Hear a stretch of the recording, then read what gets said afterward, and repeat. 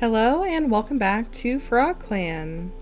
Today we are picking up where we left off on Moon 149, just one time skip away from Moon 150 and our final event. Before we jump into things too much here, I want to apologize in advance if there's any choppiness to today's episode. We've had like 3 fire alarms over the past 2 days. There's just been something weird going on with our pipes, and because I don't really like to take that risk with myself and my cats, we evacuate, and it's usually a pain. So if there's any jumping around in advance, I apologize. Hopefully not, though. Today we're going to be going into our final event, and it's very surreal for me because Eclipse Clan's finale should be going up this week as well, so 2 of the longest running series are coming to an end. But I think we're in a pretty okay place for FrogClan here. We have 4 pages of cats, not fully completed out, but that's our most cats ever going into an event, which is good because we're not pulling any punches per the outlines of the challenge. I'm also going to be doing things a little bit differently when it comes to the event itself, which means I'll be jumping around between cats. It won't be going sequentially at all. That may or may not really affect anything, though. So, without any further ado, let's see what's in store for our final time skip and what's going on with our cats here. Okay, going into Moon 150, we are currently in leaf fall for our season. And unfortunately, the war with WormClan is beginning to disrupt the daily lives of FrogClan, forcing them to adapt to new routines and living situations in order to better defend themselves. The tension between our 2 clans is palpable, with even the smallest actions potentially leading to violence. So jumping over to ceremonies, it looks like Snipstar has made a couple new warriors here. Snipstar has been following the progress of Briarpaw for moons, and feels that it is finally time for them to get their warrior name. They are granted the name Briarfleck and honor their judgment. Jellyfish Wave gives Malapaw a friendly nudge when the leader calls the young cat's name. They watch with pride as Malapaw sets forward to receive their new name, Malapoppy, that's pretty, and are honored for their tranquility. Leonel Fern can hardly believe how quickly time has passed since Fishpaw was a kit. Feels like just yesterday they were tumbling around the nursery, chasing after a moss ball or some other cat's tail. Misty-eyed with pride and joy, Leonel Fern throws her head back and tries to cheer loudest as Fishpaw is named Fish Fur and honored for their affection. Fish Fur is maybe not the most flattering. Unfortunately, we do have a few casualties this moon as well. Fogpaw passes of heat stroke, and Dartstripe passes of an infected wound. And I think that's really unfortunate because if I remember correctly, they both had mutations too, and we mourn their losses. Songjay can't give Snipstar answers. Their tail is gone, and yet the pain in it remains. Hair Shadow's heat exhaustion has abated. Tarachi Lightning is no longer suffering from shock. Fleetleaf came out worse for wear after a border skirmish with WormClan. Unfortunate. Hyacinth Petal managed to recover from heat exhaustion. Seagull Dusk is free of fleas at last. Snakefern's shock is gone. That's good. We need our medicine cats fully up and prepared for whatever may come. Gardenia's Sun and Lakepaw have both managed to recover from their heat exhaustion. Leonelfern has gotten white cough. Deltapaw has gotten rid of all of their fleas. Ridgepaw's small cut is no longer bothering them. Oh, Minnowspot's broken back has healed and they've made a full recovery against all odds. That's really impressive, and we may need her help in the upcoming skirmish here. A brutal battle against WormClan leaves Cleo Crawl injured. Fogpaw passes of heat stroke. Odetta Whisker no longer has yellow cough. Yao Yao drops white cough is gone, and the news of Dartstripe. Okay, it doesn't look like there's too much new under other clans.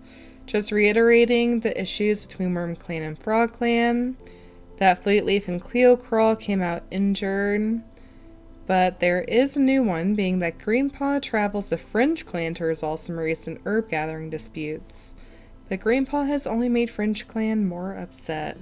So whatever's going on between FrogClan and the cats around us, it definitely sounds like we are having some problems. And I think part of it could be some resentment about FrogClan's setup for whatever is to come. I think what we're gonna do is we're gonna go through all the cat statuses individually, and then we'll jump into the extinction event. So this section could definitely be a little bit longer than usual, but I think it could provide some good context for what we're going to be getting into now. And it could also just be good to check in on some of the less featured cats and see where they're standing too. So starting off with Snipstar, she is currently missing Oatleaf. She's a senior adult at 132 moons. As our leader, she still has all 9 lives remaining, which is very impressive. She has experience at Mastered, so it's full at 321. She's currently suffering from an infected tail wound that she lost a long time ago, and is experiencing phantom pain on top of that. In terms of mutation, she has the seal nose, fuzzy ears, small body, and stinger paws. Stinky Laurel's our deputy. She's a senior adult at 96 moons old. Sincere, talented swimmer, and valuable insight. She only has tiny paws for her mutation. Lilac Pelt is currently checking up on the warriors. Responsible, natural intuition at 112 moons old.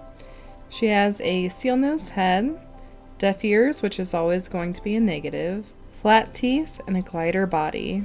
And then we have Snake Fern, an adult male at 79 moons old who's wise.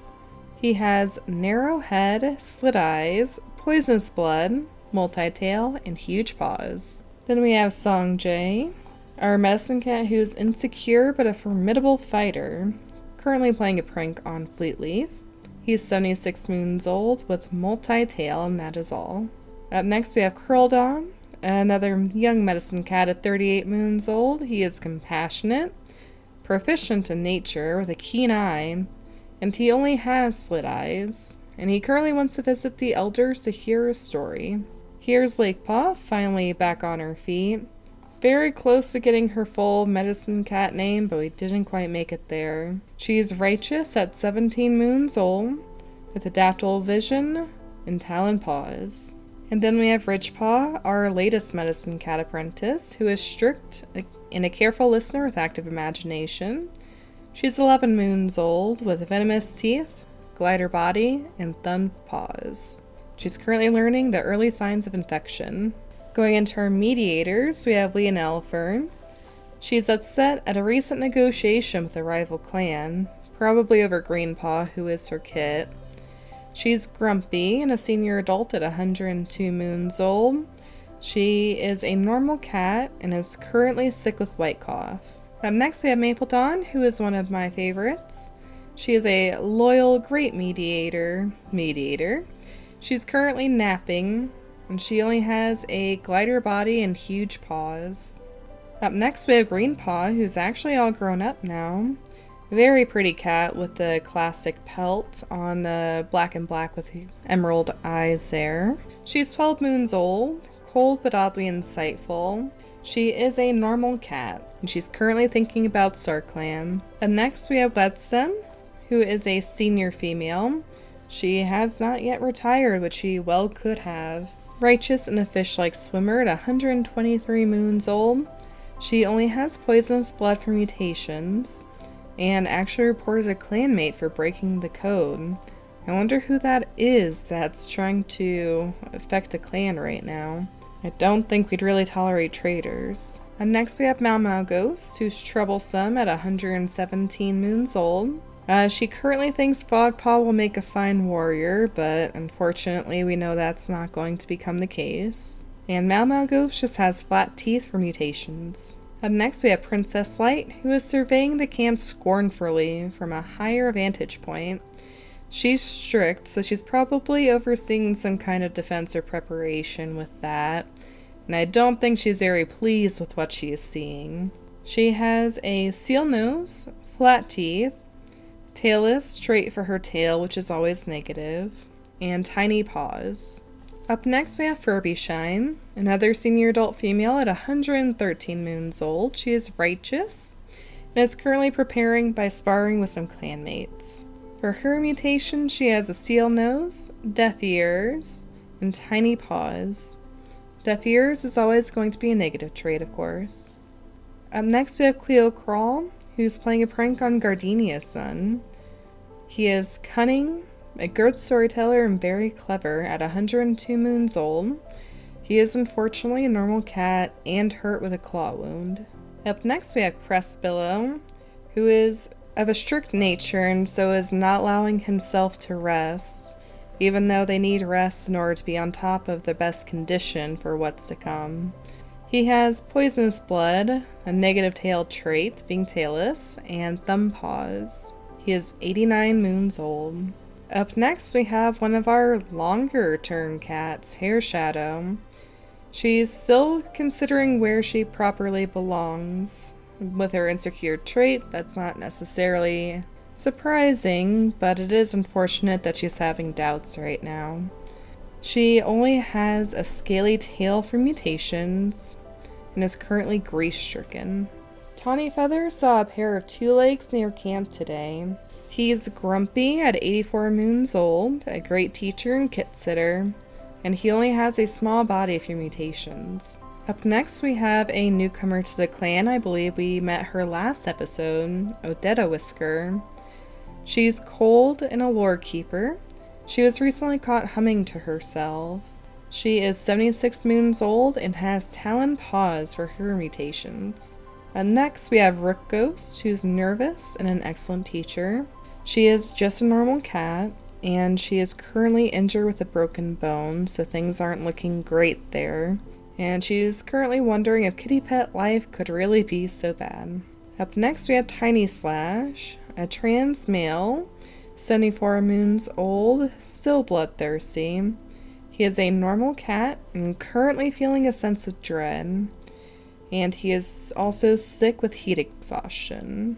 Up next we have Daisy May, who's got the very interesting split pelt there. She wants to compliment Princess Light's fighting techniques, is strict, a good mediator, and great storyteller. At 67 moons old, she only has tiny paws for her mutation. Up next we have Gardenia's son, who wants to compliment Whimsy Shade's fighting techniques. So a lot of sparring, a lot of attention to sparring, which, given the current war, isn't really surprising. Gardenia's son is lonesome with valuable insight at 67 moons old.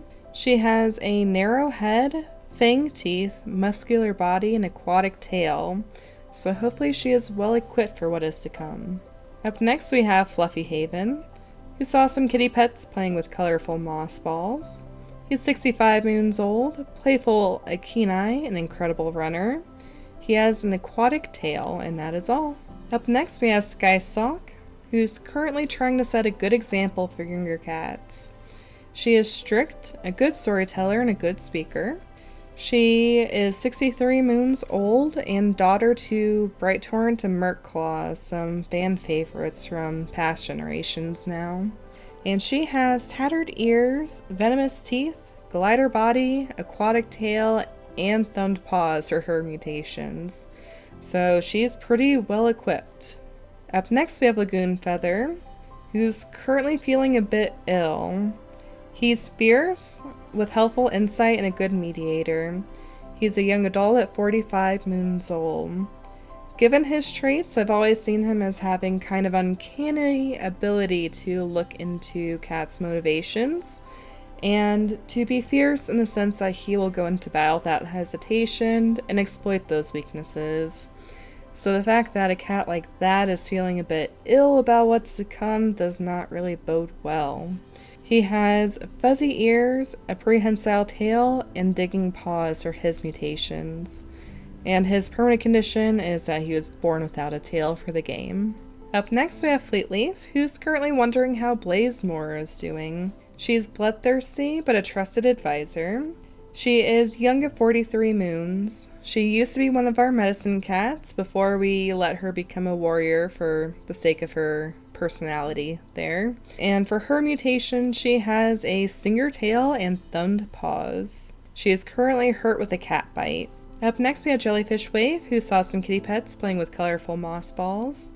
Also a young adult at 43 moons old, Jellyfish Wave is troublesome, but an excellent teacher. She has quite a few mutations with a narrow head, muscular body, stinger tail, and tiny paws. After that we have World Apple, who's currently looking around camp for someone to share tongues with. She's charismatic, incredibly clever, and a talented swimmer at 42 moons old now. She has tattered ears for her mutations and is currently injured with a claw wound.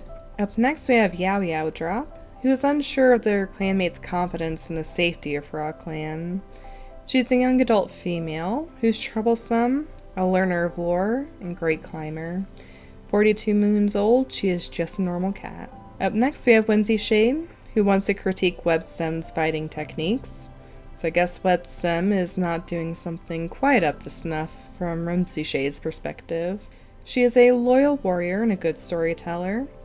At 42 moons old, she has a streamlined head, fuzzy ears, and talon paws for her mutations. And next we have Hyacinth Petal, who's also sparring along with some clanmates. He's shameless, very clever, and a fast runner.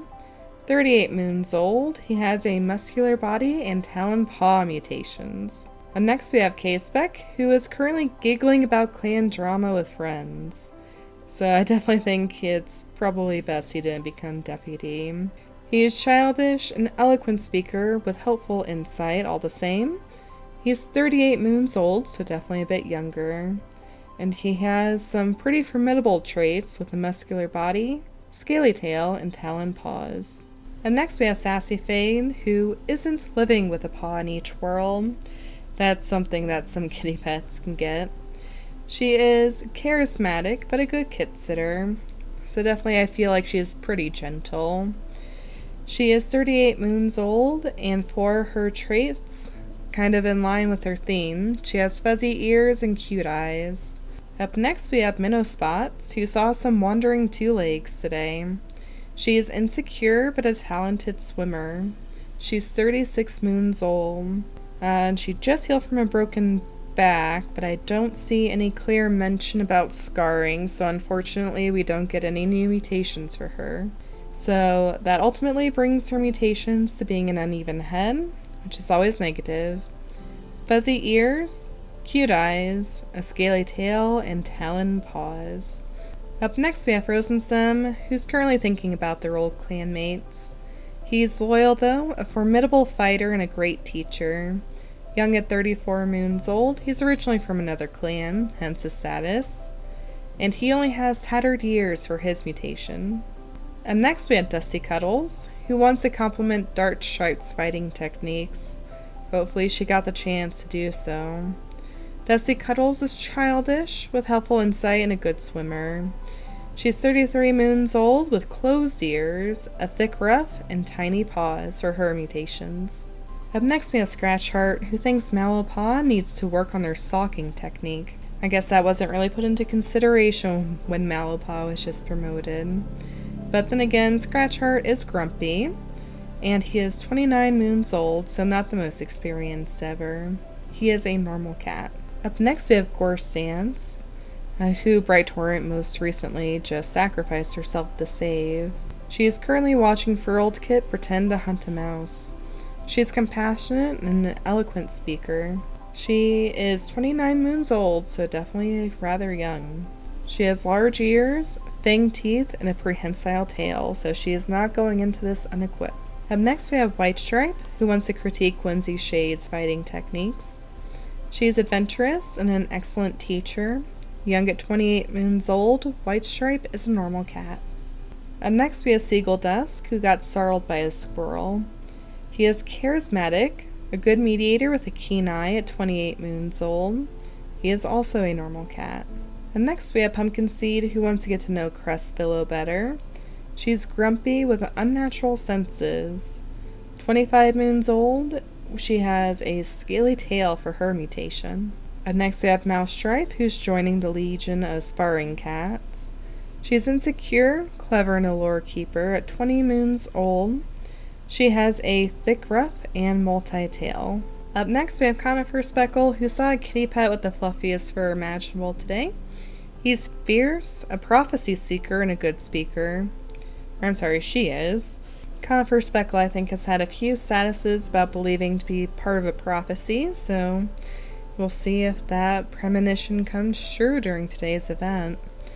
And she just has slit eyes for her mutation. Next, we have Scale Stripe, who got startled by a squirrel.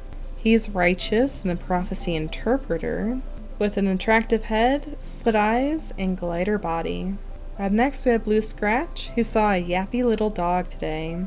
He's a young adult at 16 moons, but he is confident, an impressive climber, and good speaker. He is a normal cat. Next, we have Perch Spots, who's righteous and a good mediator. She's a young female at 15 moons old, and she just has slit eyes for her mutation. Next, we have Warbler Glint, who's thinking about a strange two-legged object they saw recently. She's strict, a great hunter and good swimmer at 13 moons old. She's one of our newer warriors. But she has quite a few mutations with closed ears, cute eyes, unfortunately negative teeth trait, which is toothless, thick ruff, and scaly paws. Up next, we have Dancing Pelt, who always manages to turn the mood into a lighter one. He's charismatic and a good swimmer at 13 moons old. He has closed ears, venomous teeth, thick rough body, and tiny paws for his mutations. He does have partial hearing loss as a permanent condition. Next, we have Bluff Bat, who can't seem to sit still. He's troublesome and a talented swimmer at 13 moons old. He also has closed ears, cute eyes, a thick ruff, and that is all for his mutations. Next, we have Blaze Moore, who's currently helping to escort the medicine cat to gather some herbs. She's wise despite her young age at 13 moons old and a learner of lore. She is a normal cat. Up next, we are at Cinnamon Laurel, a very long name, who's giving some advice to Furby Shine. Cinnamon Laurel is a loyal cat and an eloquent speaker.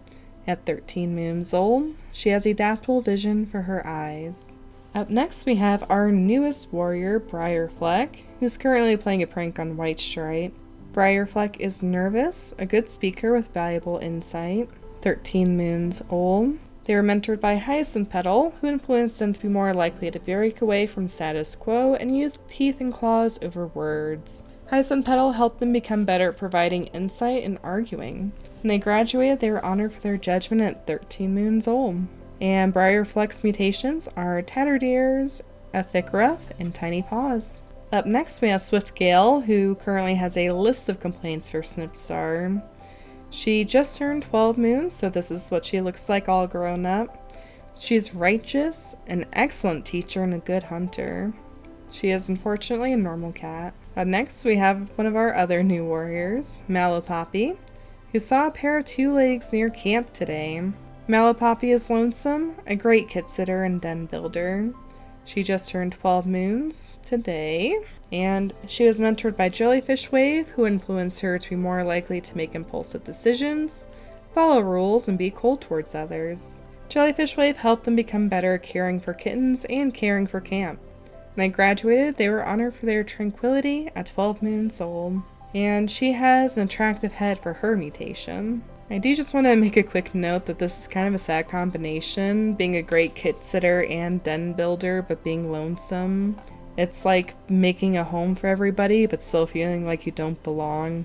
So, poor Mallow-Poppy. Next, we have Fishfur, one of our other new warriors. He saw a pair of two legs near camp today as well.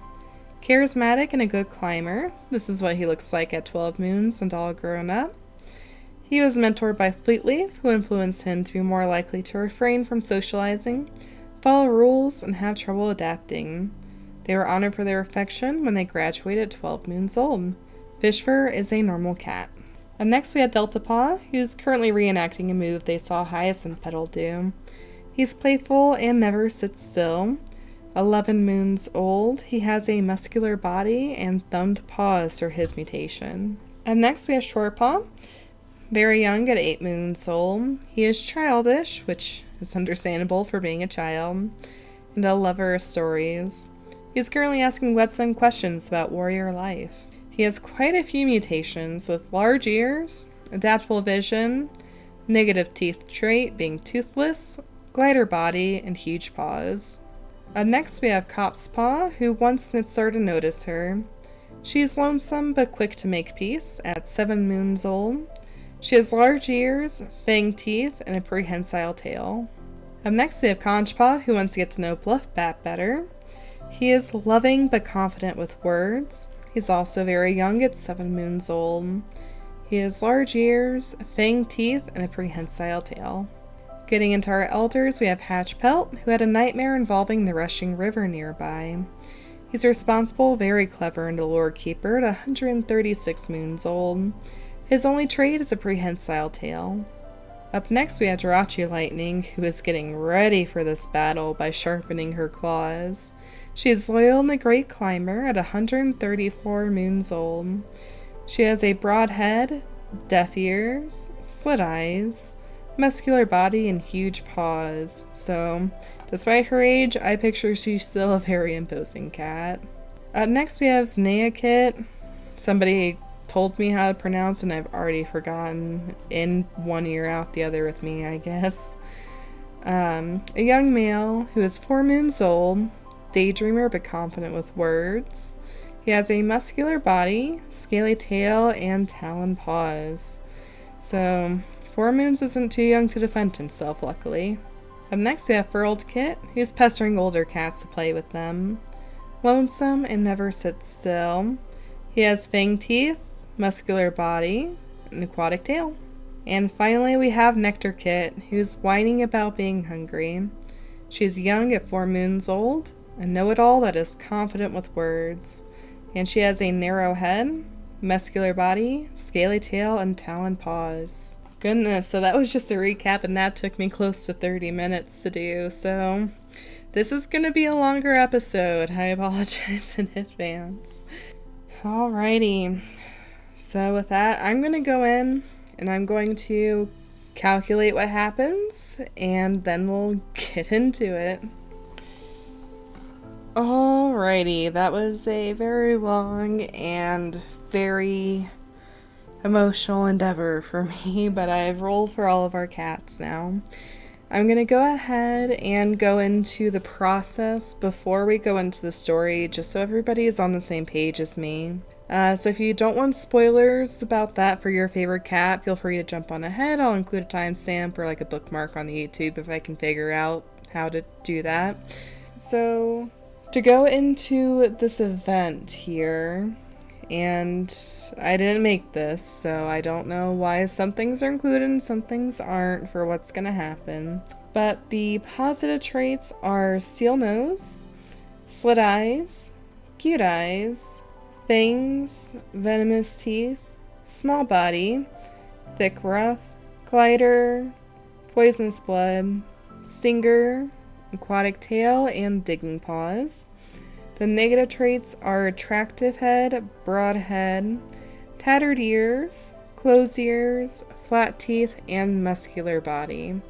I think muscular was used in substitute of bulk for the actual base challenge, but those are all of the ones that are included.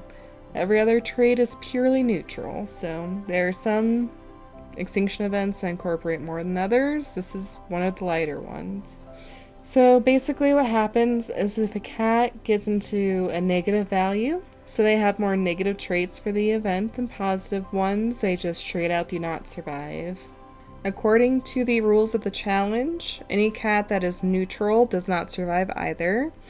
Just to mix it up a little bit, I did say that if I roll a natural 20, that cat will have a chance to survive, basically.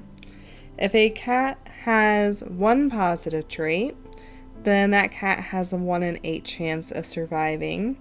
If a cat has 2 positive traits, that cat has a 50% chance of surviving. If a cat has 3 positive traits, they just survive. So that's the rules I'm going with this time, because that's actually all that the challenge outlines. I'm not really taking into effect anybody's age, disabilities, injuries, anything like that. So everybody's got equal footing here. That may or may not come back to bite me, but that is what it was. And so I'll be going through events also based off of how well cats rolled. I will be showing those details as well as the outcome of those details towards the end of that cat's narrative. So it won't spoil anything, but you can kind of see what led to me getting there. I didn't realize until I was basically done that the negative signs don't say in a cat's notes for some reason. So there may be some things where a cat looks like it's really high up in the positives and it's really not.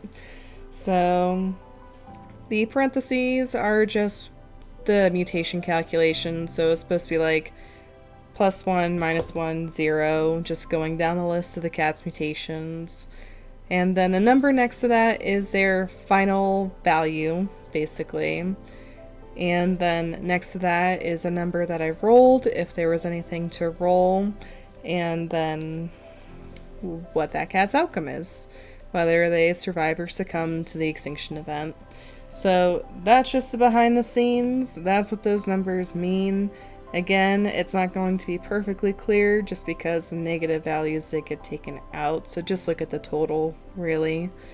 Or you can just look and see the cat's neutrality, but that's where we're at. So without any further ado, let's jump into this event here.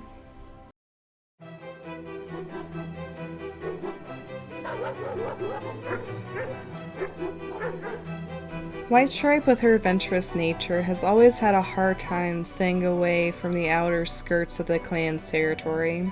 While every cat has felt the problems and changes that came with the most recent disputes with the other cats, White Stripe has felt it more than others, as she feels that it's really stifling her adventurous nature and curiosity. She finds herself slipping away from camp more and more to try and sate some of that desire, but it's still not fully registering for her the full consequences of what could come for that, and it also doesn't really register to her why the clan is so uneasy right now. She is farther away from the camp than what she normally goes, and really is on the very outskirts of the clan's territory. She's looking over the border, trying to figure out what lays beyond is worth her investigations. She doesn't hear or see anything much, just a slight shuffle and ripple of motion behind her.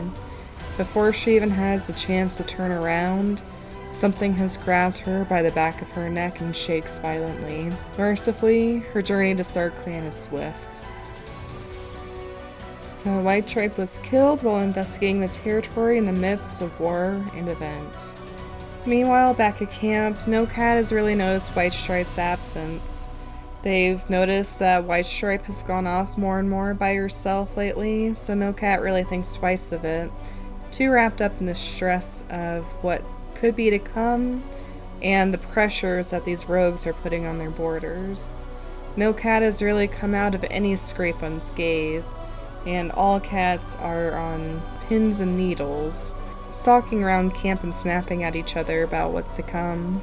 Snipstar, for her part, has done very little to alter her ways. She simply has set cats to rotate watch through morning, evening, and night, so that no time is a camp unwatched or unguarded, and has tried to redouble patrols, protecting only the most vital parts of FrogClan's territory for their survival. But for the most part, this means the rock pools that are their hunting grounds and their immediate camp area. Even so, the clan is surprised when a rogue suddenly rushes into camp, sides heaving and slick with blood. The cats all immediately puff up, fur up and tail switching at the intrusion. The rogue simply sits there completely unregistering, it seems, of FrogClan's presence. They simply say, "Please grant me shelter," before they collapse upon the sand and their eyes roll back into their head. Lakepaw, being a medicine cat apprentice and eager to prove what she has to offer the clan, is one of the first to rush up. She puts a paw on the cat's side and hisses with surprise when the blood seems to burn her. Investigating the cat further and with a bit more caution, she turns to the clan to give a small shake of her head, indicating that the cat is already gone. and she doesn't see it when a huge beast suddenly jumps over the boat that the rogue had come from and clamps down on her, shaking her like a toy. The clan immediately devolves into howls of anger, rage, and fear.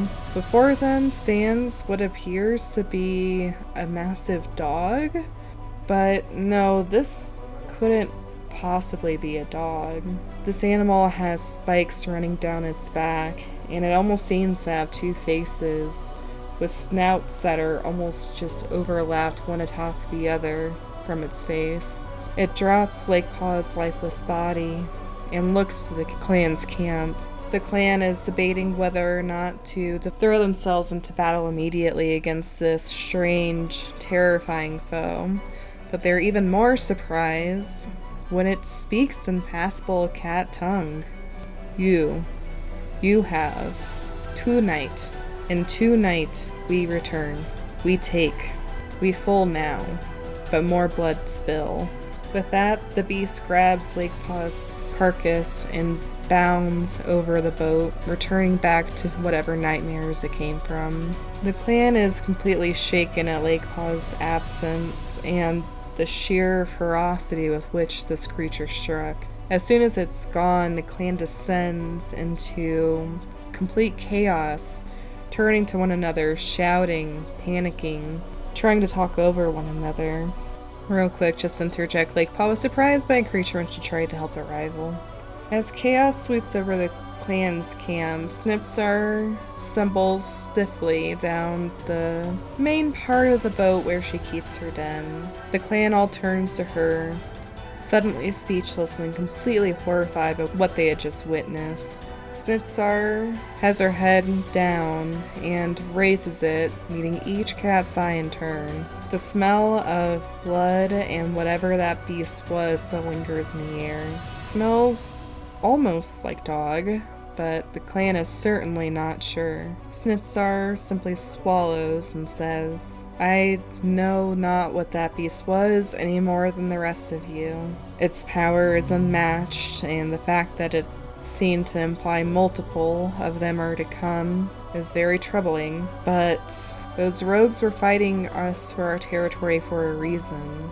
We just have to figure out what that reason is. Surely there is something here that allows us an advantage, or which we can use to cull those beasts before they can do that to us. Any other options would result in our own demise, I fear, and there is little else we can do besides wait otherwise. So every cat, please find out all that you can. Return here with that information immediately, and together we will find a solution." The clan seems a little bit bolstered by this, but clearly is still very shaken by what has occurred. A few cats wail when they come to realize that Lake Paw is gone and they don't even have her body to bury.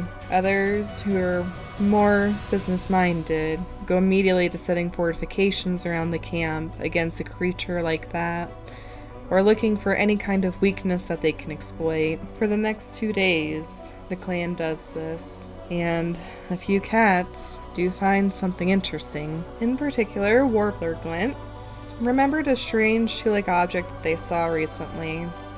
Thinking back over the creature's appearance and resemblance to dog, they decide that it could be worth checking out again. She goes out on patrol, taking along some warriors with her, and they do manage to find the object that Warbler Glint saw before.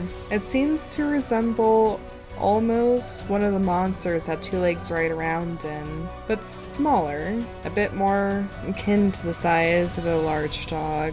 At one end, there's wire mesh, whereas the rest of it is complete steel. A number of cats sniff around it warily, and are surprised to find that inside there is a scent of the strange animal. Or, the strange animal's scent is there, but there's also other scents as well. Horrified, the cats turn to return to clan camp to discuss on the situation. Warbler Glint, the head of the patrol, unfortunately walks straight into an ambush. Hanging from a branch above, another beast, again resembling a dog, but with a strange prehensile tail and strange grasping hands. turns upside down and snatches her from the forest floor. The cats don't even really have time to register what's happened before she's gone, screeching through the canopy of trees. The rest of the patrol rushes back to Snipstar to report what they've seen. The Warbler Glint is gone forever. So Warbler Glint perished securing valuable information for the clan during the final event. The rest of the patrol reports back to Snipstar.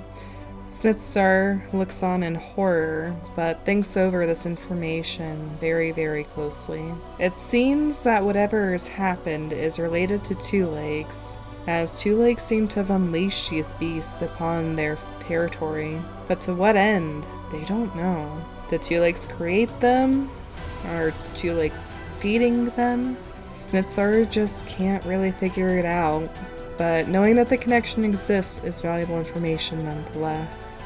Princess Light is on a rock overlooking everything when she sees a very strange sight. One of the rogues, apparently having evaded the dog's jaws, is seen rushing out onto a rock pool outside of FrogClan's immediate current territory. There, the rogue crouches, hissing, while a pack of the beasts following it seem to hesitate, tiptoeing cautiously over the rock pools. They're growling and making sounds that almost are akin to barks, but are harsher, more guttural. And yet Princess Light can almost hear words in them all the same. Pricking her ears forward, she tries to listen, but just can't quite make it out. She decides to get a little bit closer and stumbles down some rocks, stalking through the beach grass and rocks and boats that are strewn across the beachfront. In front of her, she sees a pack very, very slowly approaching the cat that is now on the very far edges of the water. Princess Light watches, intrigued and horrified, as a big wave washes over the rocks, splashing over the cat. The creatures that they are faced with seem to recoil from the water, but as soon as the wave has washed back out, one of them lunges forward, sending the shrieking cat into the water below to try to escape. Princess Light holds still, hoping they don't notice her as they turn their bloodlust onto one another, biting and clawing each other furiously. Unfortunately, some sort of sound that she makes gives away her position, and she doesn't even have time to turn before one of the trailing beasts turns to her. Like the first one, this one almost seems to have two jaws, and it reaches out, grasping her back and dragging her away. The information she saw, unfortunately, dying with her. So Princess Light succumbed, trying to secure more information about the beasts in Event 5. Princess Light's absence is very clearly noted throughout the camp. The cats all wander about aimlessly, wondering how a scout, theoretically watched by their scouts, could possibly have been taken. Snipstar knows that their time is limited too, but they must try and do all that they can. Even so, Snipstar doesn't have any further information or any ways to prepare the clan for what is to come, when finally, on the second night as promised, she sees distant shapes lumbering over the sand. In movement, they do seem to resemble dogs. Snipstar just can't get that thought out of the back of her mind. But whatever these creatures are, they very clearly don't fully resemble canine companions that she knows of. The clan waits on the prow of the ship where Snipstar makes her den, as it's their highest vantage point, and they believe the best chance that they have to defend their ground. A little ways away, there is an escape out into the ocean, which some of the more adept swimmers may try and take if things become too dire. Snipstar reassures every cat that if they choose this option and escape with their lives, then that is okay, as they will have been saved. The clan, however, does not seem very eager to try and get away in this method. As for the kits and apprentices, all of them were secured on a cliff face high above and far away, in the hopes that the dogs would not find them. The apprentices and the kits were left to the care of the elders, who they felt could properly watch the young cats, even though the elders could not fight as clearly as they once could.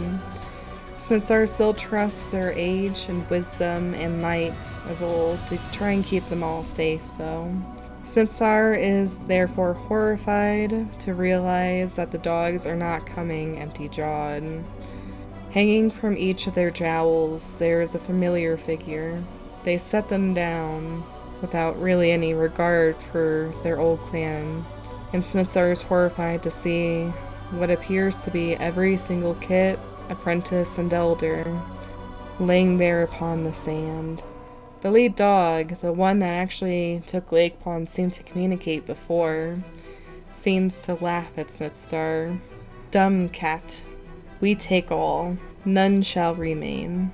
Snipstar, not seeing any clear other choice, steps forward and attempts to communicate with this creature. Snipstar inquires, "What are you?"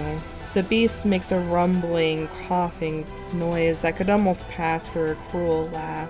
We dog as much as you cat. We flood, we famine, we endure, like cat. 2 legs no love us, 2 legs fear us, all shall fear us." It is in this moment that Snipstar realizes that these beasts are mutated dogs as much as they are mutated cats, and a few grim pieces of the puzzle seem to fall into place. Like dogs, these creatures will pursue cats and other animals that they deem as prey to the farthest ends of the earth. But unlike dogs, these creatures seem to possess intelligence and malevolence, unlike any she has seen before. While dogs will hunt for the sake of enjoying the hunt even when not hungry, and while they are formidable opponents, these dogs seem keen on wiping out for the sake of wiping out. This could be as a result of some event that they too had experienced that made them come out this twisted way. But whatever the case may be, they are here to cause as much pain as possible, even as they seek to completely exterminate the clan. Snipstar can only hope that she can figure out what their weakness is before they succeed in their mission. But overlooking the sea of reflective, almost glowing eyes, panting, slavering jaws that reek of blood, her clanmate's blood, Snipstar shudders and wonders if she can actually succeed. Alright, so for a quick intermission here, unfortunately, gotta do this. So I'm gonna put this for all of the elders, kits, and apprentices. This cat perished when they tried to shelter with the apprentices, kits, and elders away from beasts in Event 5. Sorry, by the way, too, for how quick that may have felt for the kits and apprentices and elders. I just didn't really want to get into too many details for something as morbid as that, but suffice to say, they did not go down without a fight. And the cats can see evidence of such on the wounds on the dog's pelts. Malapoppy, upon seeing what the dogs had done, falls into a preternatural rage, understandably, and leaps at the forefront of the dogs before Snipstar can make any cohesive orders to her warriors. Malapoppy seems to jump right into their waiting jaws, however, and one beast, yes, now that Snipstar knows what to look for, she can see it. One beast that seems to have a naturally muscular body and eyes that glow a different color from the others, grasps Malapaw easily in its immense jaws, and alongside a comrade, Malapaw's fierce shrieks and hisses soon turn into cries of pain before she does not rise anymore. The dogs lick their jowls, clearly enjoying the stress that the clan is under, and the lead one simply says, "Which cat next?" before the clan completely devolves into complete and total disarray. Cats that fear for their lives, rushing for the cliffs and water to try and flee these animals. Warriors that are fierce and proud, jumping into battle, diving headfirst at an impossible enemy. And above it all, Snipstar stands, a little lost as to how to lead her clan. So Malapoppy passes, trying to enact revenge for the lost kits in the final event, causing the clan to fall into disarray. Briarfleck is one of the first cats to try and rush these strange enemies, but at the last second, her nerves fail her. She's very, very new when it comes to warriorhood, and while the assertiveness of her youth drives her into fighting for her clan with everything that she has, as soon as her paws hit the sand and she sees the fresh face of the enemy awaiting her, she breaks and tries to run instead. This proves to be a very big mistake, as unfortunately that moment of indecision allowed one of the dogs to close the gap, biting down on her ruff. For a moment, this almost seems to save her, but then when she is tossed into the air, she is passed from one mouth to the next, and the next finishes the job. So Briarfleck passes early on in the fighting when her nerves fail her. Leading the charge, but not backing down, is Caseback. With his muscular body and talon paws, he believes that he can get away with this just as he did many moons ago as an apprentice, by sheer will and force of fighting. Perhaps his childish nature allows himself to overestimate his own strength, however, for he immediately jumps at the lead beast, trying to bear down with it with his muscular body. But unlike when fighting another cat, these dogs are many times the cat's mass, and he is easily knocked aside. Suddenly realizing the error of his ways, he tries to scramble away on his talon paws, but can't quite find purchase. Trying to dive under a boat, he finds his mass is now working against him, and he can't quite seem to fit under it the way he should have been able to. One of the dogs grabs his haunches and drags him back, and with something appearing to be almost like a stinger on its claws, it fells Caseback.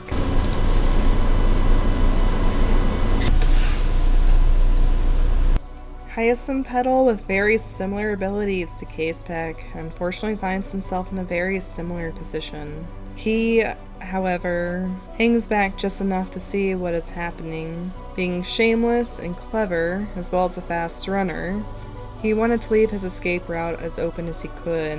Unfortunately, seeing what happened to Caseback and realizing that his usual fighting techniques aren't going to have any effect, he tries to turn tail and run as fast as he can.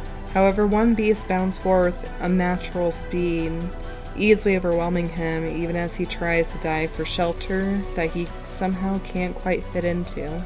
And unfortunately, he perishes as well. So Hyacinth Petal perished on the front lines of Event 5. Mau Ghost is old and is not really disillusioned to her position, being an older cat, and one that doesn't have as much experience as other warriors her age have been raised in the clan. As such, she's one of the cats that tries to make a break for it, leaping over the edge of the ship to try and scramble up the cliff face behind, as she does not have enough confidence in her ability to navigate the dark waters during high tide to try and escape that direction. She is absolutely mortified to see one of these strange dogs skittering down the cliff face ahead of her, much like a lizard would be able to, and it chases her down, claiming its victim. So Mau Ghost perished trying to escape the initial attack of Event 5. Daisy Mae, like some others, isn't really disillusioned about her own ability, but she still knows that she owes her life to this clan that took her in, and as such, she will give her life to try and save it. Daisy Mae leaps down into the fray and tries to look for any opening on these dogs that she can find. Dashing under one's belly, she manages to claw it pretty well, but then when the blood rains down on her, it's almost like acid, and Daisy Mae succumbs to that. So Daisy Mae perished when the mutated blood of a dog harmed her in Event 5. Daisy Mae wasn't fully alone, however. She was accompanied by Whimsy Shade, who, upon seeing Daisy Mae's fate, leaps out of the way of the spray of blood just in time.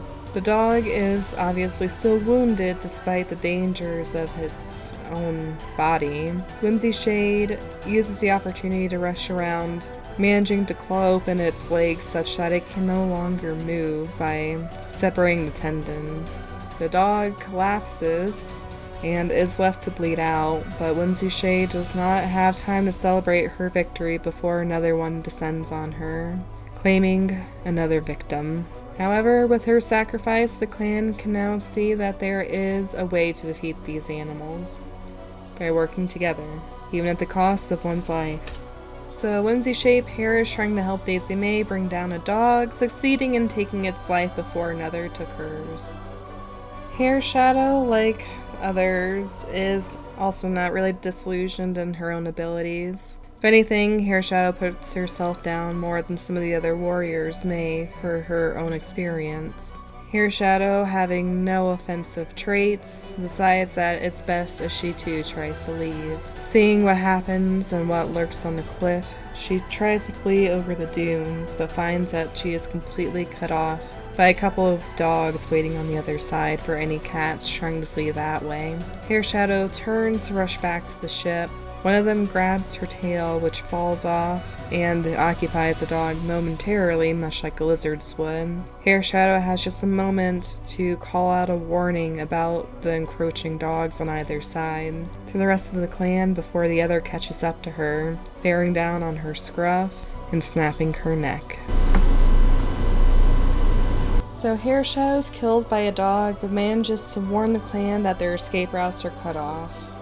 Lionel Fern is one of the cats that was hanging back on the ship, being normal without any mutations and a bit older and also sick. She didn't really feel she could contribute much besides menace of her presence. She does prove her usefulness now, however, when she warns Snipstar about the incoming dogs. Snipstar tries to give an order, but Lionel Fern simply shakes her head and jumps down, saying, "I will buy you a little bit longer," and rushes into the dogs. Without any clear warrior training, she doesn't buy the clan much time, but she does buy them a few more precious seconds. So Lionel Fern sacrifices herself to allow Snipstar extra time to organize FrogClan in face of new danger. Snipstar, upon seeing Lionel Fern's sacrifice, clamps her jaws, closing her eyes momentarily as she allows herself a single heartbeat of weakness and despair. She desperately looks out over the raging battlefield. We've got dogs approaching from both sides of the beach. How could she assume that they wouldn't come from the other side? Even though it's a little bit harder to get over that side of the ship, it's certainly not impossible. And looking up the cliff, she sees a couple of strange, almost lizard-like dogs crawling over the rock face, waiting for any cats trying to flee that way. With all other options cut off, Snipstar quickly calls out to the warriors to fall back onto the rock pools, and any cats that can swim to try and do so, and to try and take these dogs with them if they can, at any opening that they see, but don't die for it. The clan, in a mixture of fleeing, panicking, standing there and observing, much like Snipstar is, or even fighting, all hear her words and attempt to move out over the rock face. A few cats simply aren't quick enough to mobilize themselves, especially when the dogs sense the weakness of the cats falling back and eagerly pursue them like the prey that they are. Cleo Crawl, injured as he is with his claw wound, is one such cat that just was not quick enough, and unfortunately he is caught and quickly ended. So Cleo Crawl succumbed to the force of the dogs in the final event.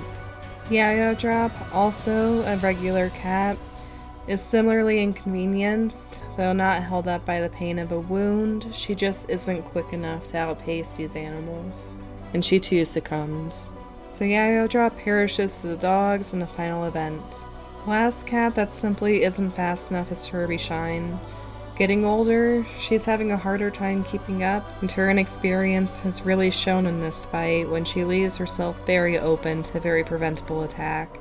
In her doing so, however, she does allow another one of her clanmates a chance that they may not have otherwise had. So her bravery is still honored, even as she falls to the fangs of the dog before her. So Furbyshine bravely fought the dogs, but perishes due to her inexperience. She allows another cat a chance at escape. With Furbyshine's sacrifice, Snipstar finds herself out on the rock pool, backing out towards the ocean, much like that other rogue had done. She stands at the forefront of her cats, hissing as the dogs advance. She is mollified somewhat to see that on them there's marks of claws and fangs of her warriors.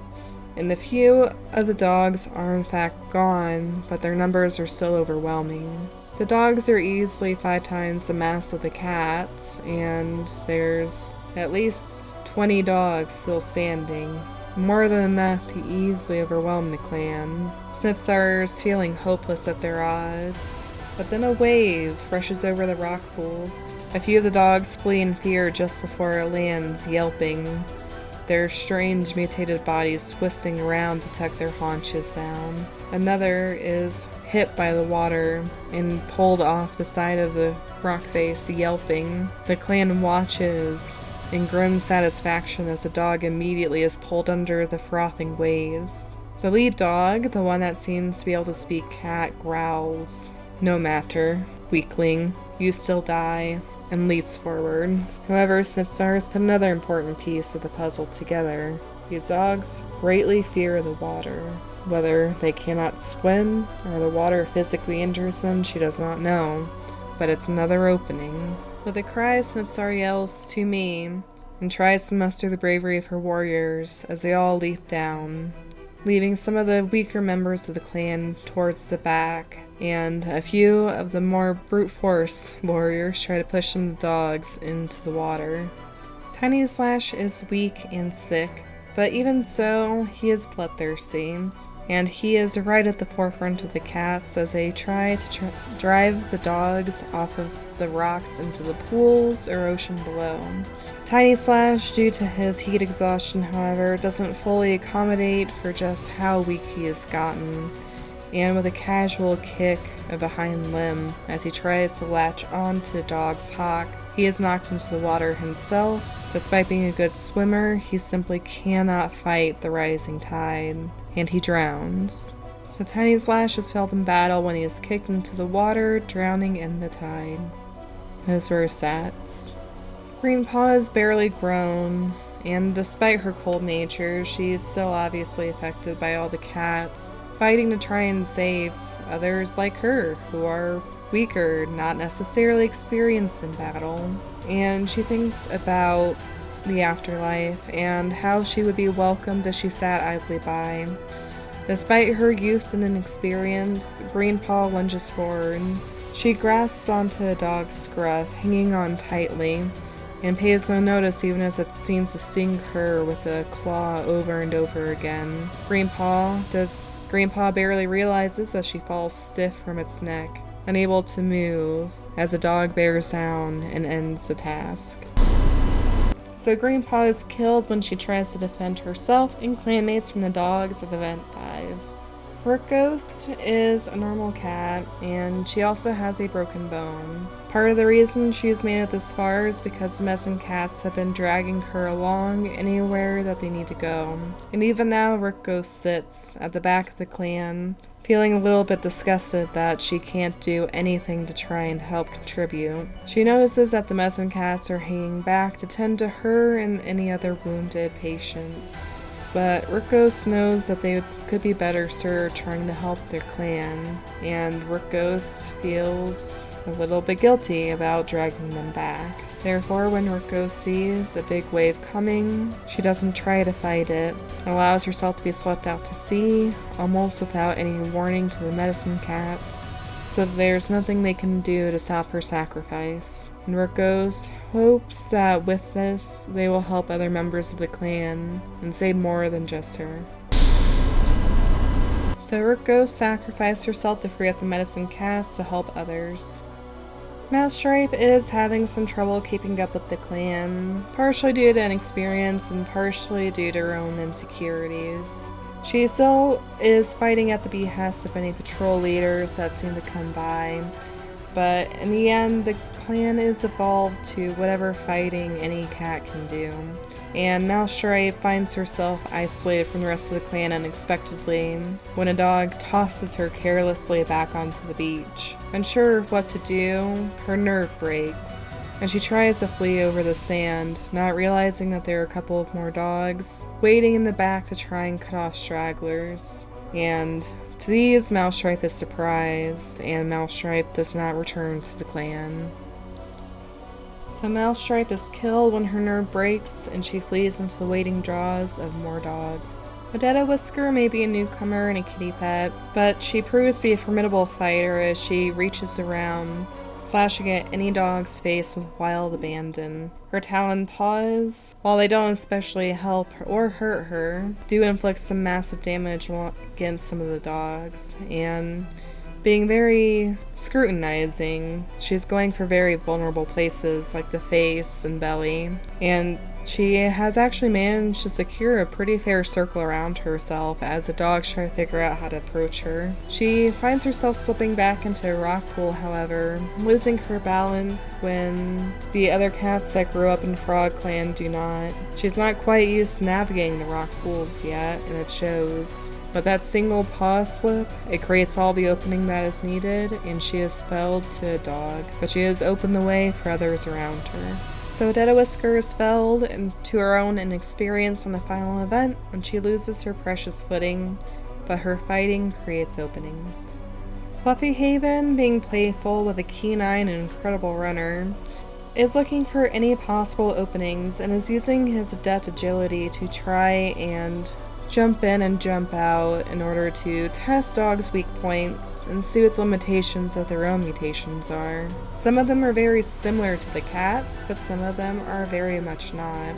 And like the cats, all of these mutations come with benefits and weaknesses. Fluffy Haven feels like he can almost find what the weakness is. Being an adept swimmer with his aquatic tail, he jumps into the water to swim out, aiming to see if any dog follows him.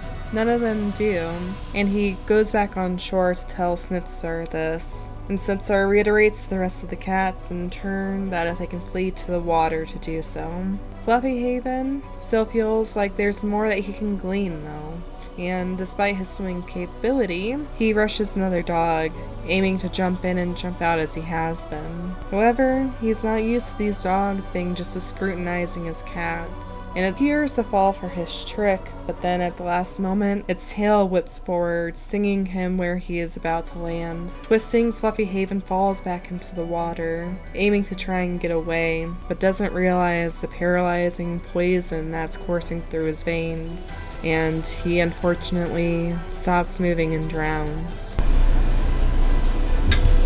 So Fluffy Haven has provided valuable insight to the dogs before perishing to his foolhardiness and a dog's stinger. Curldawn is analyzing the battlefield with narrowed eyes. His slit eyes are particularly adept at seeking out the battlefield openings and weak points, and he sees a couple of cats that have fallen. Every instinct is driving him to go to help, but he just doesn't know if it's really worth it. He doesn't know which of his clanmates are beyond the point of saving with the kinds of wounds these dogs are inflicting. Nonetheless, he can't help himself, and he tries to rush forward when he sees a very familiar pelt amongst those that are in the midst of the throng. His mate, World Apple, is fighting despite her own wounds, and she is knocked down by a dog's stinger. Curldawn rushes forward to try to help, but lacking experience, he is not quick enough to dodge an incoming bite, and the dog bears down, snapping his neck quickly. So Curldawn is killed when he cannot keep up with the throngs of battle and goes to help his mate. And these were his stats. World Apple, for her turn, is still able to move when the dog pulls out Stinger, but she sees Curldawn approaching, and rather than trying to save herself without fully knowing the ramifications if she were to try. She instead turns to go into Kraldon's aid, seeing his fate as it falls over him. World Apple is distraught, and as the poison starts to course through her veins and paralyze her, simply sits down to accept the fate of the dog bearing down behind her. So she goes to join Kraldon and StarClan. So World Apple is injured in battle, causing Kraldon to try to help. Upon seeing his death, World Apple stops struggling. Sassy Fade is a very gentle cat, and being formerly a kitty pet, she's not quite used to the full horrors of what's to come, never mind unnatural horrors like these. She is stood by idly through much of the fighting, looking for openings, but mostly despairing her own fate. Remembering Shinestalk, Sassy Fade thinks that through warrior custom, she will only see Shinestalk again as she falls in a fight with a warrior's name. Therefore, Sassy Fade decides that this will be her battle then. She calls out encouragements to her clan as she sees them, hoping to allow them a moment of respite or an insight that will help them on their way. But she rushes gladly at the lead dog, leaping onto his face and scratching at his eyes. She manages to blind one before another dog pulls her down and ends her, but in this action, Snipsar sees another weakness. These dogs seem to be at the behest of their leader, who, while fighting, is hanging back. But unfortunately, Sassy Fade had to give her life for this. So Sassy Fade passes when she thinks to die in battle as a proper warrior to see her main StarClan again. In doing so, she provides insight for Snipstar. Snipstar, for her bit, has been staying back for the most part. She's not been hesitant to dive into battle whenever a dog gets too close, fighting with all the rage of StarClan on her side. But she knows that they can't win this fight through brute force, and she needs to try and think to get through this fully. Snipsar is almost there. She can taste the solution on the tip of her tongue, but the taste is bitter as she sees how many lifeless bodies are around her and how many dogs still stand. She's really beginning to lose hope here. Swiftgale is a newer warrior. She has excellent hunting instincts and teaching instincts, but she doesn't have experience to back up her fighting ability, and would still have a lot of room to go even if she did. She fights as bravely as any warrior could expect, but against the overwhelming odds, she simply can't withstand the dog's mutations before her. Swiftgale fights bravely but succumbs to battle.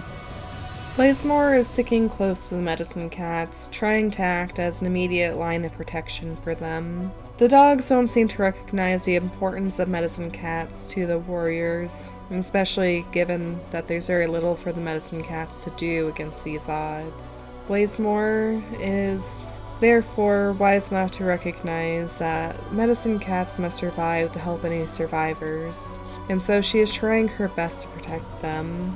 One dog breaks away from the rest. This one is naked as a two-leg, and she hisses at its grotesque form. It seems to be especially hunched and skittering, and almost seems to have lizard-like scales over it. It seems that the ones on the cliffs have come down to help, as a few of the other dogs have gotten more injured.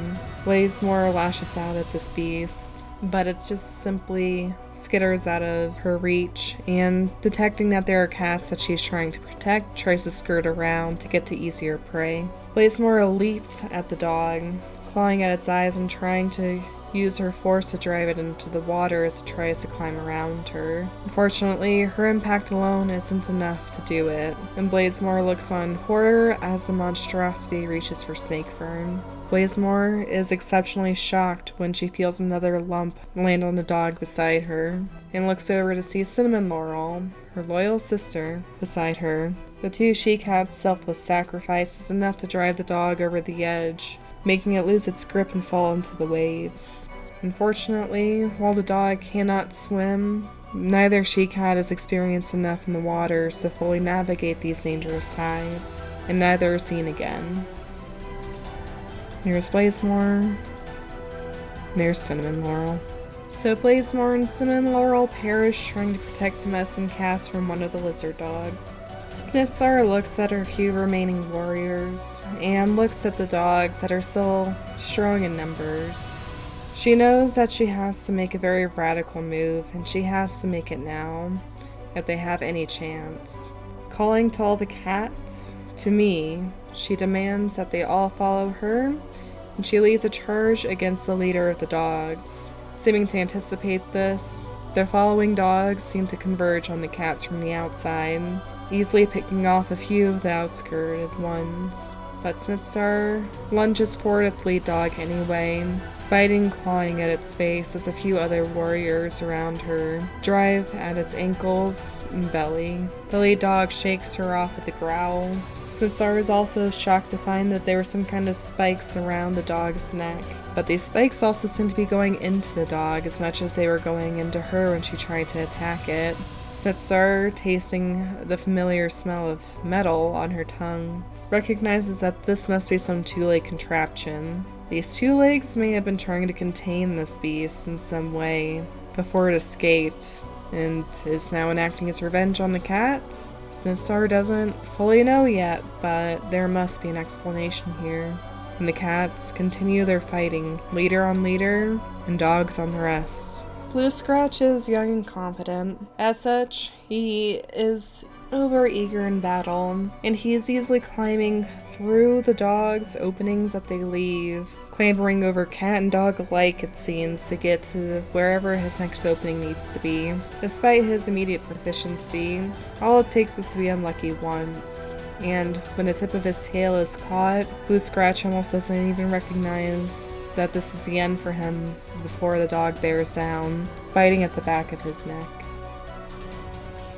So Blue Scratch died when a dog attacked him from behind. Songjay, despite being a medicine cat, has been closer to the forefront of the battlefield during this entire event. He simply has a natural tendency for fighting that healing could never quite compare to, and he is very formidable even in his lack of experience. Unfortunately, he doesn't have any mutations to aid him, and so he is one of the cats that is felled in an opening for Snipstar to attack the lead dog. So Songjay perishes when he helps create an opening for Snipstar.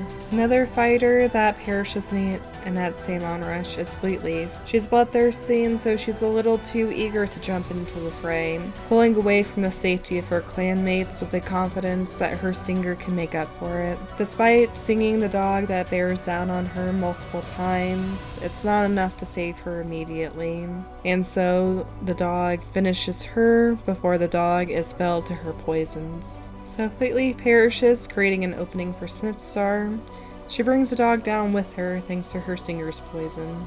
The final cat that perishes to create Snipstar's opening is Scratchheart. He's been grumpy and is more confident intending to camp than this, but he gladly lays down his life in order to create a barrier for a clanmate who he feels could better serve the clan in defense. So Scratchheart perishes, creating an opening for Snipstar to attack the lead dog. Fighting bitterly alongside Snipstar is Stinky Laurel, her deputy. Stinky Laurel is a talented swimmer and provides valuable insight to the clan, and so Snipstar is reliant upon her in order to try and find any weaknesses. Stinky Laurel, out of duty to her clan, does not even try to flee, despite easily being able to in the waters. Stinky Laurel finds no advantage with her mutations, but she sees another odd mark on the dog that Snipstar overlooks. In addition to its barbed collar, this animal seems to have another one, with a strange black box the likes of which the cats have never seen on another of their species before, but which they sometimes see on some of the other big dogs that roam their territory. They know that this is some kind of method that the two legs use for their dogs, as punishments maybe, and they've seen a few times when a dog wanders too far and then yelps, running back, always with these strange black boxes on their necks. Stinky Laurel uses a few precious seconds to point this out, but then the lead dog, seeming to understand her words, crushes down with one of its overbearing paws, snapping her spine. Stinky Laurel cries out before the dog finishes the job, cutting off her words forever. But Snipstar thinks she finally has a final piece of the puzzle. She doesn't know exactly what dangers these black boxes meet her out, but she has a feeling that this is why the dogs fear the water so. Stinky Laurel perished fighting loyally alongside Snipser and provide another piece of the puzzle in defeating the dogs. Lilac Pelt overhears the words as she's trying to drag an injured cat away from the fray. Stopping from her duty for just a moment, her warrior instincts take over and she realizes exactly the kind of method that could be used to defeat the dogs. She calls out to Snipstar, saying just one word, but one keyword, before the lead dog turns with a snarl, drowning out her words and bearing down on Lilac Pelt. Lilac Pelt, despite being a warrior first, almost has no time to react, and so cannot defend herself as the dog kills her. Lilac Pelt helps Snipstar gain some insight on the dog's weaknesses before she perished to the furious leader.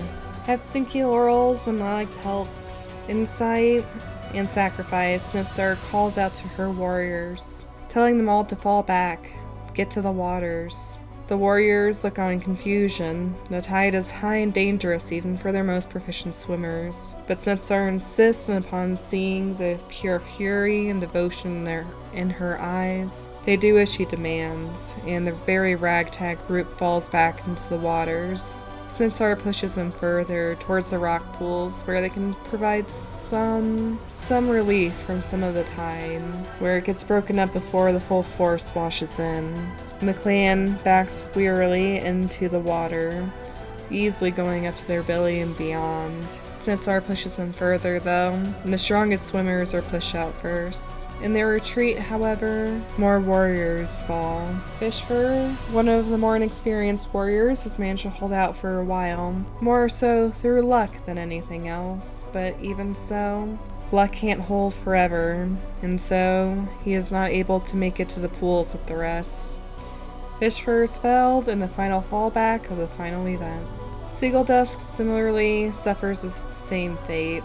Unfortunately, he turns to run, trips over an unseen divot in the sand that's been torn up by the fighting, and slips. As he turns over, that's all that's needed for another dog to bear down on him. Seagull Dusk is felled in the final fallback of the final event. Scale Stripe with slit eyes and a glider body is able to see a little bit more intuitively what is happening on the field, and uses his glider body to escape from one high rock to another whenever a dog gets too close, instead swiping down at them furiously with his paws. Upon hearing the order to fall back, he does so quickly, but he is a little bit overzealous with where he aims and glides a little bit too far out to sea. He gets caught in a riptide, swimming furiously but unable to overwhelm it, when an unexpected face appears next to him. Minnow Swats, being a talented swimmer, helps to coax him out of the riptide, but unexpectedly is claimed victim herself. She knows all the tricks to get out, but she can't quite pull it off, and she falls in his place. Minnow Spots is felled when she saves a clanmate from a riptide. Snipstar, seeing some of the debacle there, has another idea come to her, and she orders the cats with glider bodies and other means of movement that are unconventional to come forward. They do so, and she whispers encouragement into their ear and tells them what they must do. A few others, even without the aid of these motions, step forward as well to try to help. Snipstar steps forward to lead the charge. Jumping off a high rock, she quickly glides in circles around the dogs, confounding them. Joined by others of her kind, the cats quickly outmaneuver the dogs, setting them up into barking frenzy. Slowly, they bring the infuriated animals further out into the rock pools, to the point where their paws are now in the water, which is further than they had dared to go before. The lead dog barks and growls at the others, trying to encourage them back, but maddened by blood, the dogs can only see the cats flitting before them, and are entirely furious at this prospect. A few of them do get lucky hits, though. Maple Shade, despite her impediment, also has a glider body, and doesn't want to sit idly by while her clanmates fall around her in battle. She attempts to stay further out to sea, acting as an enticing way for her dog. Unfortunately, the ruse works a little too well when a dog charges out unexpectedly bravely, and she's unable to fully account for this or adjust her course before the dog grabs her out of midair, grabbing her by the throat and bringing her with it as it falls into the water, yelping. So Mapledon attempted to help the clan where she could, but is felled to a surprise attack that takes a dog with her to its own momentum. Snipsar feels a current run through the water as the dog falls into the water and knows her suspicion to be true. One of the collars that some of the dogs wear is electrified and is not very impervious to the weather or its conditions, and so if it gets wet, it creates a massive shock. With the rising tide, the clan only needs to wait a little bit longer before the dogs are going to be suddenly overwhelmed. The cats hope that with their experience at this tide, that they will be rushed further up the water to cliff sides beyond, while the dogs will perish. It's a very risky gamble, but it's the only one that Snipsar has available to her.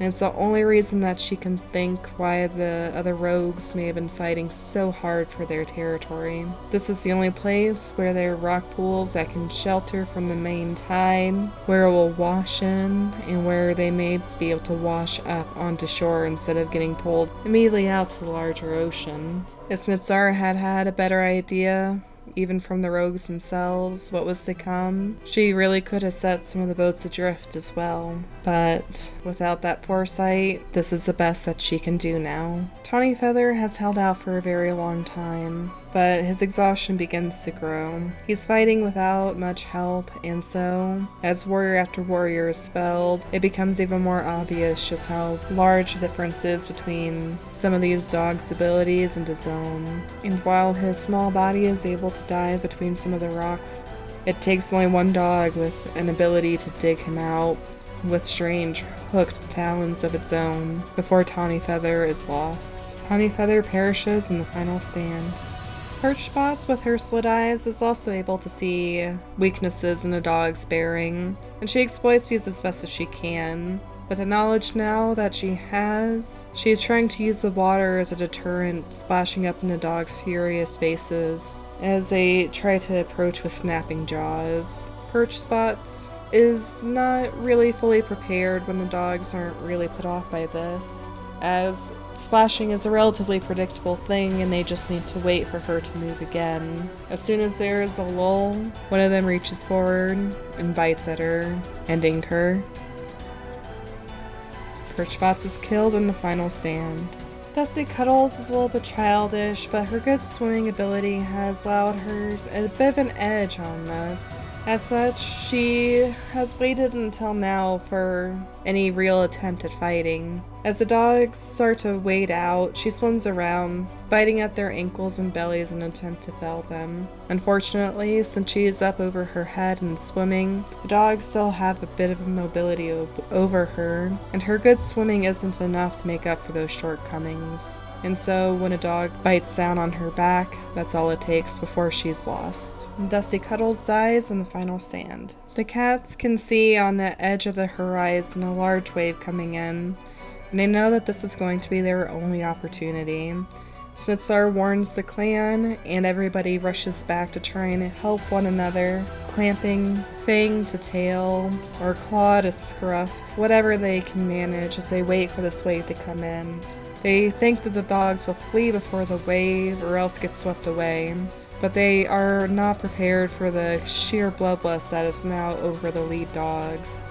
And they rush at the clan, ready to try and take as many of them with them as they can before the wave comes in. Unexpectedly, one cat steps forward to try and take the brunt of the blows. Webstem with poisonous blood steps forward, and the dogs eagerly tear into her. Not expecting the poisonous blood, however, a few of them immediately fall back, yelping and whining at the taste and the poison of the blood itself, and one that did the main bite sets forth to frothing at the mouth and collapsing, seizing into the water. And Webstem is felled, but the clan has had all the few precious seconds it needs from the version of her sacrifice. Webstem sacrifices herself in the final sand to allow the wave to come to the clan. With that, the wave hits the rock shelf. It immediately washes over the dogs and cats both, sending them upwards in the surge due to the way that the rocks are laid out. It doesn't immediately bash the cats up against it, and instead they're for the most part able to ride the wave. They watch and hear with grim satisfaction the shocks and yelps as the dogs are completely overwashed with electricity in the water. They know that the dogs will not be a threat anymore, but they still need to make it out over the edge of this wave. Bluffbat is young and troublesome, but a talented swimmer, and his mutations have afforded him an edge in battle where experience cannot fully make up. He is closer to the edge of the cliff and is pretty easily able to jump on to the nearest rock as the wave begins to surge downwards, holding on for all that he can. His thick ruff is torn and bleeding, but it has saved him from more than one bite this night, and he will be one of the lucky few to make it out at the end. Dancing Pelt similarly is a good swimmer. He has a thick ruff that has served him very well on defense, where inexperience makes it harder for him to dodge a blow. But his venomous teeth have been the biggest deterrent for the dogs. Any dog that dared approach him, he would swiftly dart in, exchange a bite, and back off. The dog would always be the one worse for wear, so he started to become avoided.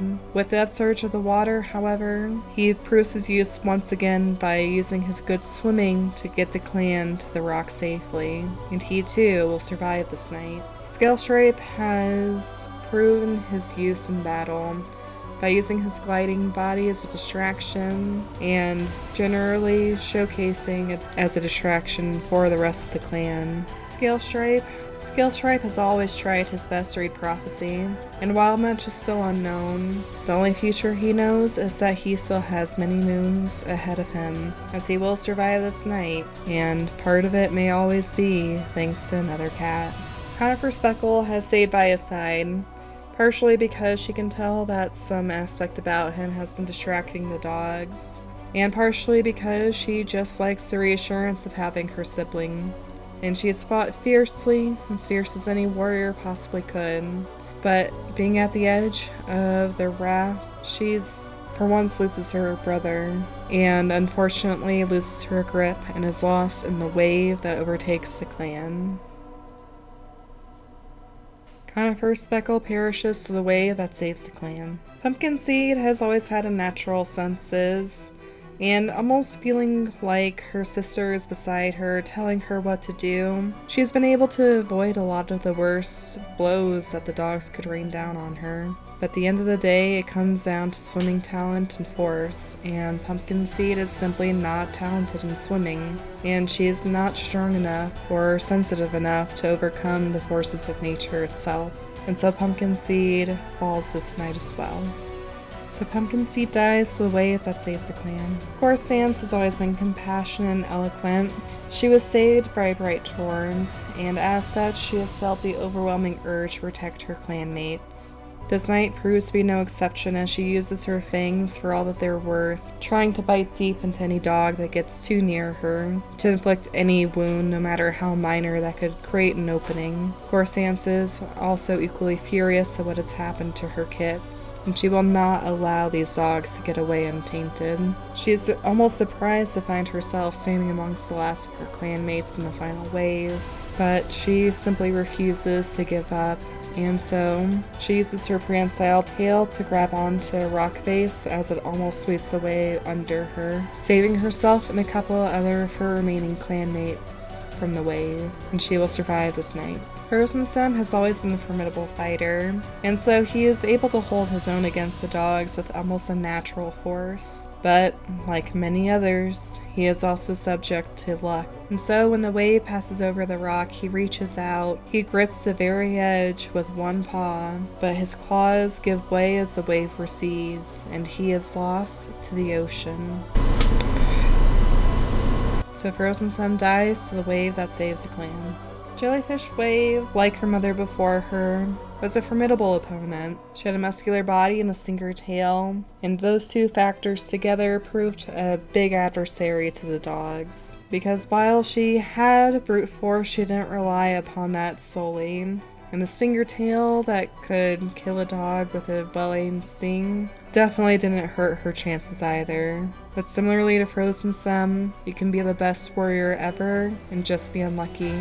And she falls way well short of the cliff. Her clanmates try to hold her, but the sudden influx of gravity leaves them unprepared, and they can't hold on, and so she falls. And so Jellyfish Wave dies to the wave that saves the clan.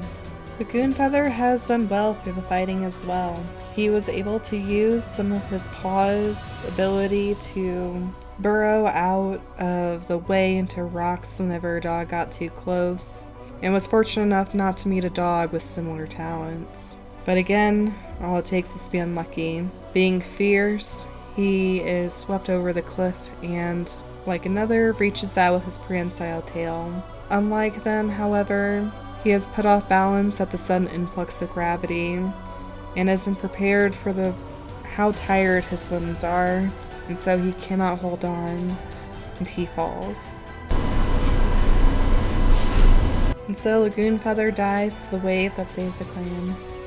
Skystalk has really had good luck from her parents. She inherited so many excellent traits that help her. She has venomous teeth to provide an outstanding offense. With a glider body, she was able to provide the distraction. And with an aquatic tail, she's able to carve through the wave powerfully, while reaching the cliff alongside a couple of her other clanmates when the wave recedes. Skystalk, above and beyond, manages to survive the event, with 3 mutations that help her. Gardenia Sun similarly has a little bit of luck on her side. She has a muscular body, and, like others, uses this to her advantage, and is not false to the temptation of using it for brute force. With fangs to aid her in her fighting, she still proves to be a very valuable opponent. And with an aquatic tail, she, alongside Skystalk, managed to swim easily over the side of the cliff, and so they survived the night. Crestbillow proves to also be a formidable opponent, but while he is offensively talented, he's also defensively talented, with poisonous blood that burned the dogs whenever they tried to bite him. He still incurs quite a few bites in the process before the dogs properly learn, but after they've done so, he fought tirelessly, eking out any distraction or injury he could against the dogs before the wave overcame him. He almost didn't make it, but being a good swimmer, he was able to pull through, where he collapses at the top of the cliff face due to blood loss, but he manages to survive the night too. Ridgepaw hung back at the very edge of the fighting. Being a medicine cat apprentice, she was allowed to stay behind, to be of use anywhere that she could be. She mostly hung back at Snakefern's discretion, because Snakefern did not see at any point in time where any medicine cat could be useful beyond another pair of paws. She stuck close to Snakefern as a result, and Snakefern helped to guide her to safety, both in all of their retreats, but also in the wave.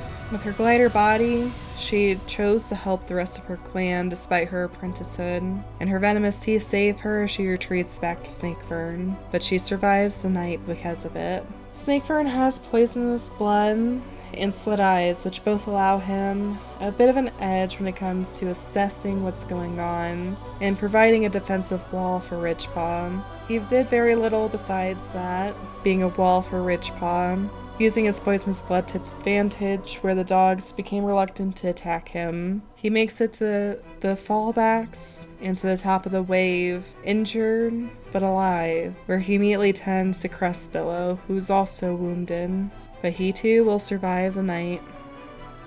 Snipstar has a small body, a stinger tail, and a seal nose, all of which help her in this event. She uses her small body to dip and dive around the dogs, providing a very small target for them to try to attack. She stings them at all wherever she could, and finally, her seal nose allowed her a chance to hold her breath longer than some of the others, allowing her to better navigate the water, and therefore to make it through the wave to the top of the cliff.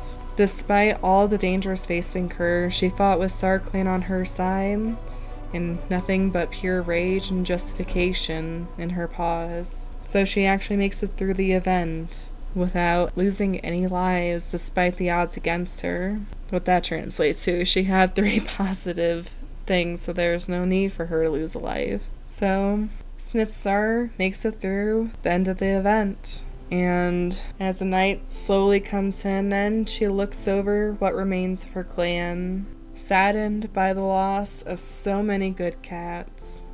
She leads them in a great cry out to StarClan to help their lost warriors, and is surprised to hear an answering cry echoing over the cliffs. A tiny body launches itself out of the rocks. Frogkit jumps with a cry into Gardenia's son's chest for burrowing in. Gardenia's son cries out in relief, having thought that all of her kits were lost. But Frogkit managed to make it, using his fanged teeth to bite at the dogs as they approached, an aquatic tail to swim away out to sea where they wouldn't follow. He managed to evade them long enough for them to lose interest, or to assume that a kit so small would perish to the tides. But he managed to get away safely. For that, Gardenia's son is beyond grateful. She manages to keep one of her kits alive. While Gore is saddened that none of her kits made it through the event, she still offers to help Gardenia's son wherever is needed, since Gardenia's son has lost a mate too, and Gore will happily substitute as a mother where needed.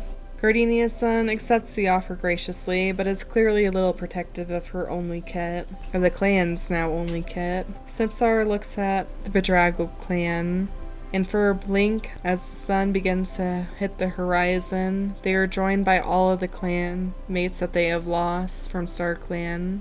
Beautiful warriors coated in frost and starlight, and then the cats of StarClan all incline their heads and intone peacefully, "Your dangers have passed. You have earned the right to survive, and may you carry the warrior coat on in perpetuity." And as the sun's first light begins to go over the horizon, the warriors of StarClan vanish in a blink, and the sky for a moment almost seems to be awash in stars before they begin to fade. Snipstar looks around at the other cats, and they all see the same thing that she had. Moved, they all collapse into a puddle where they begin to reassure one another. Every cat has lost a friend, a parent, a kit, a mate tonight, and so the clan all sets out to mourn the loss collectively. FrogClan will survive, and that is Snipstar's main reassurance. It has proven its worth, and it will make it through to the next generation, and the warrior code will survive because of it.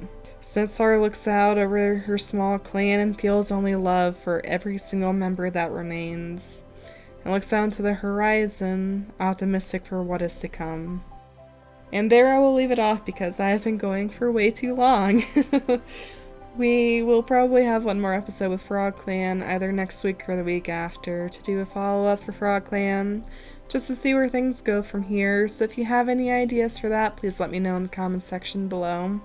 Even if it's just going another moon and seeing if we can resolve the war without losing any of their cats, for example. But effectively, this is where FrogClan's story ends, with hope on the horizon for a certain future. So I hope you all enjoyed and were happy to come along this event with me. It was definitely brutal going from 4 pages of cats to basically a starting clan again. But I think FrogClan could recover if given a chance on its own. So let me know what you would like to see. Until then, though, stay safe and happy. I'll see you all next time, and bye!